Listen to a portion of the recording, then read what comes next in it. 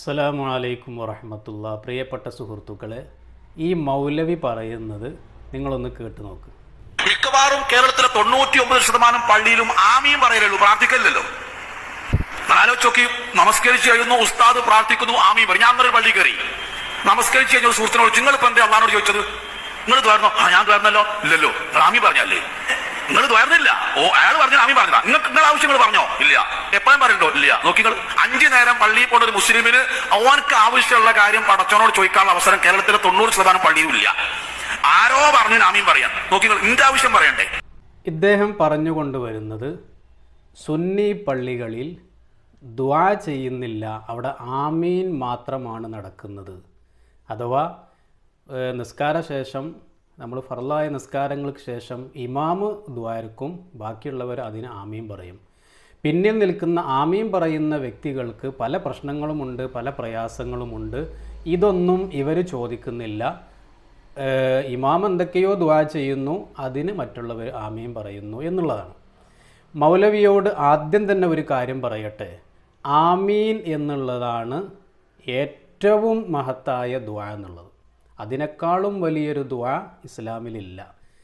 കാരണം നബി സല്ലല്ലാഹു അലൈഹി വസല്ലം തങ്ങൾ പറയുന്ന ഒരു ഹദീസിൽ കാണാൻ കഴിയും, നിങ്ങൾ ജമാഅത്തായിട്ട് നിസ്കരിക്കുമ്പോൾ ജഹറാക്കിയിട്ട് ഉറക്കെ ഓതുന്ന സൂറത്തുകളിൽപ്പെട്ട ഫാത്തിഹ സൂറത്ത്, ഇപ്പം നമ്മൾ മഗ്രിബ് നിസ്കരിക്കുകയാണ് അല്ലെങ്കിൽ ഇശാ നിസ്കരിക്കുകയാണ്, സുബഹി നിസ്കാരത്തിലൊക്കെ ഫാത്തിഹ ആദ്യത്തെ 2 റക്അത്തിൽ ഫാത്തിഹ ഉറക്കെ ഓതും. ഈ ഉറക്കെ ഓതുന്ന സമയത്ത് ഫാത്തിഹ ഓതിക്കഴിഞ്ഞാൽ ആമീൻ എന്ന് ഇമാമും ഇമാമിൻ്റെ ഒപ്പം മഅ്മൂമും ആമീൻ എന്നാണ് ഒരുമിച്ച് പറഞ്ഞാൽ ആ ആമീൻ്റെ കൂടെ മലക്കുകളും ആമീൻ പറയുന്നുണ്ട് എന്ന്. അപ്പോൾ മലക്കുകൾ പോലും ചെയ്യുന്ന ഒരു ദുആയാണ് ഏത്? ആമീൻ എന്നുള്ളത്. അപ്പോൾ ഈ ആമീൻ എന്നുള്ളത് ഏറ്റവും മഹത്തായ ഒരു ദുആയാണ്. അതിൽ എല്ലാം പെട്ടു. അതാണ് മൗലവിയോട് ആദ്യം തന്നെ പറയാനുള്ളത്. ഒരിക്കലും ആമീനിനെ നിങ്ങൾ അത്ര നിസ്സാരമായി കാണരുത്. ഇനി മറ്റൊരു കാര്യം ഞാൻ പറയട്ടെ.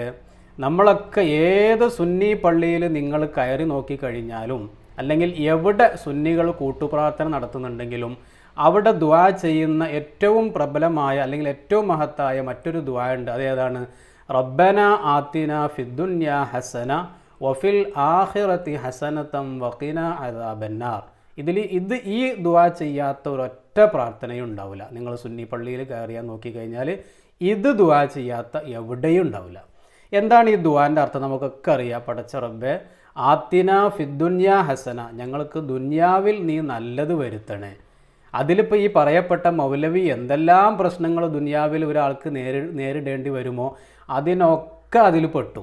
ദുന്യാവിൽ ഇനി എന്തൊക്കെ പ്രയാസങ്ങൾ ഒരാളുടെ ജനനത്തിനിടം മരണത്തിനിടയ്ക്ക് എന്തൊക്കെ അയാൾ പ്രയാസങ്ങൾ അനുഭവിക്കുന്നുണ്ടോ, അതിൽ രോഗങ്ങളാണോ, സാമ്പത്തികമായ ബുദ്ധിമുട്ടുകളാണോ, കുടുംബപരമായ വിഷയമാണോ, അതല്ല ആഗോള തരത്തിലുള്ള വിഷയങ്ങളാണോ, മാനസികമായ എല്ലാത്തിനും അതിൽ പെട്ടു. ഏതിൽ? ഈ ഫിദ്ദുന്യാ ഹസനത്തൻ എന്നതിൽ അതിലൊക്കെ പെട്ടു.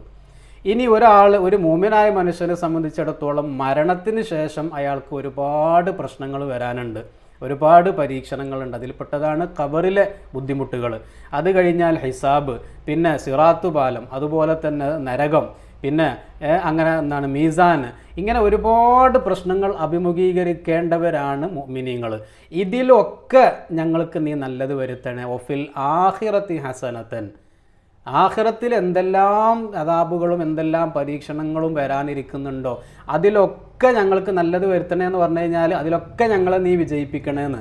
അപ്പോൾ ദുനിയാവിൽ എന്തൊക്കെ ഉണ്ടോ അതൊക്കെ ഞങ്ങൾക്ക് നീ നല്ലത് വരുത്തണേ, അതിലൊക്കെ ഞങ്ങൾക്ക് നീ ഞങ്ങൾക്ക് മോചനം നൽകണേ, അല്ലെങ്കിൽ അതൊക്കെ ഞങ്ങളെ നീ വിജയിപ്പിക്കണേ, ഞങ്ങൾക്ക് ബുദ്ധിമുട്ടുണ്ടാക്കരുത്. ആഖിറത്തിൽ എന്തൊക്കെ വരാനിരിക്കുന്നോ അതിലും ഞങ്ങൾ നീ വിജയിപ്പിക്കണേ എന്നാണ് ഈ ദുആൻ്റെ അർത്ഥം. എല്ലാ പ്രവാചകന്മാർക്കും ഓരോ ദുആ ഉണ്ടായിരുന്നു. ഖുർആനിൽ തന്നെ പല പ്രവാചകന്മാരും പതിവായി ദുആ ചെയ്തിരുന്ന പല കാര്യങ്ങളിലും ഖുർആൻ എടുത്ത് അവരുടെ ദുആ പറയുന്നുണ്ട്. മൂസാ നബി അലൈഹിസ്സലാമിൻ്റെ ദുആ അത് ഇന്നതായിരുന്നു, നൂഹ് നബിയുടെ ദുആ. ആ കൂട്ടത്തിൽ നമ്മുടെ നബി സല്ലല്ലാഹു അലൈഹി വസല്ലമ തങ്ങൾ അവിടെ നിന്ന് പതിവായി അല്ലെങ്കിൽ പ്രവാചകൻ്റെ ദുആ എന്ന് പരിചയപ്പെടുത്തിയത് ഈ ദുആ ആയിരുന്നു. റബ്ബന ആത്തിന ഫിദ്ദുനിയ ഹസന വഫിൽ ആഖിറതി ഹസനതൻ വഖിനാ അദാബന്നാർ എന്നുള്ള ഈ ദുആയാണ്. ഈ ദുആയിൽ എല്ലാം പെട്ടു, ഇനി അതിൽ പെടാത്തതായിട്ട് ഒന്നുമില്ല. അപ്പോൾ ഒരാൾ ദുആ ചെയ്യുന്ന സമയത്ത് ഇത് മാത്രം ദുആ ചെയ്താൽ തന്നെ അയാൾ എല്ലതും പറഞ്ഞതുപോലെയാണ്. ഇനി ഓരോന്നോരോന്നും ഇങ്ങനെ എണ്ണി പറയേണ്ട കാര്യമില്ല, അതിൽ എല്ലാം പെട്ടു. അപ്പോൾ ചോദിക്കും, എന്നാൽ പിന്നെ അത് മാത്രം ദുആ ചെയ്താൽ പോരെ, പിന്നെ എൻ്റെ മുമ്പും ശേഷമൊക്കെ വേറെ പലതും എന്തിനാ ദുആ ചെയ്യുന്നത് എന്ന്. ഒരു ദുആ ആകുമ്പോൾ അതിന് കുറച്ച് മര്യാദകളുണ്ട്. അതിൽപ്പെട്ടതാണ് ഹംദ് കൊണ്ട് തുടങ്ങുക, റസൂലുള്ളാഹിൻ്റെ പേരിൽ സ്വലാത്ത് ചെല്ലുക. പിന്നെ നമ്മൾ ഓരോ നിസ്കാരത്തിന് ശേഷവും മഹാന്മാരായ ഇമാമിയങ്ങൾ പഠിപ്പിച്ച ചില ദുആ ഉണ്ട്. ഇപ്പോൾ ളുഹർ നിസ്കാരത്തിന് ശേഷം പ്രത്യേകം സുന്നത്താക്കപ്പെട്ട ദുആ ഉണ്ട്, അസറിന് ശേഷം സുന്നത്താക്കപ്പെട്ട ദുആ ഉണ്ട്. ആ ദുആവും ചെയ്തതിന് ശേഷം അവസാനമായിട്ട് നമ്മൾ ഈ ദുആവും അതിൽ പെടുത്തും. പിന്നെ റബ്ബന തഖബ്ബൽ മിന്ന, ഈ ചെയ്ത ദുആ മുഴുവനും നീ സ്വീകരിക്കണേ, ഞങ്ങളിവിടെ ചെയ്തത് മുഴുവനും നീ സ്വീകരിക്കണേ എന്നൊക്കെ പറയുന്ന മറ്റുള്ള ദുആകൾ, ഈ റബ്ബന ആത്തിന ഫിദ്ദുനിയ അല്ലാത്ത മറ്റുള്ള ദുആകൾ എന്ന് പറയുന്നത് അത് ആ ദുആൻ്റെ ഒരു അദബ് നമ്മൾ പാലിച്ചുകൊണ്ട് നമ്മൾ ചെയ്യുന്ന മറ്റുള്ള ദുആകളാണ്. അപ്പോൾ ഒരാൾ ദുആ ചെയ്യുമ്പോൾ ഇത് മാത്രം ചെയ്താൽ തന്നെ മൗലവി ഈ പറഞ്ഞ കാര്യങ്ങൾക്ക് മുഴുവനും ആ ദുആയിൽ പരിഹാരമുണ്ട്. അല്ലെങ്കിൽ ആ ദുആയിൽ ഈ മൗലവി പറയപ്പെട്ടതും പെടാത്തതുമായ എന്തൊക്കെ വിഷയങ്ങളുണ്ടോ ഒക്കെ അതിൽ പെട്ടു. അപ്പോൾ അതുകൊണ്ട് തന്നെ കൂട്ടുപ്രാർത്ഥനയിൽ ഇത് മാത്രം മതി.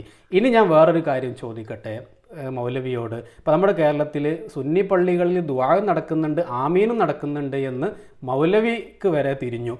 ഇനി നിങ്ങൾ ഏതെങ്കിലും ഒരു സലഫി പള്ളിയിൽ, കേരളത്തിലെ ഏതെങ്കിലും ഒരു സലഫി പള്ളിയിൽ നിങ്ങൾ കയറി നോക്കിക്കഴിഞ്ഞാൽ കൂട്ടുപ്രാർത്ഥന അവർക്ക് ഏതായാലും ശിർക്കാണ്.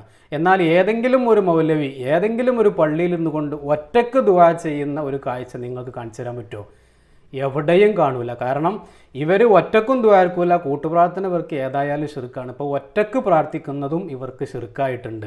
അതുകൊണ്ട് ഇവർ ദുആ ചെയ്യൂല, കൂട്ടുപ്രാർത്ഥനയും ചെയ്യൂല. ആരെങ്കിലും ദുആ ചെയ്യുന്നുണ്ടെങ്കിൽ അതും കൂടെ മുടക്കാനുള്ള ശ്രമമാണ് ഈ മൗലവിമാർ ഇപ്പോൾ നടത്തിക്കൊണ്ടിരിക്കുന്നത്.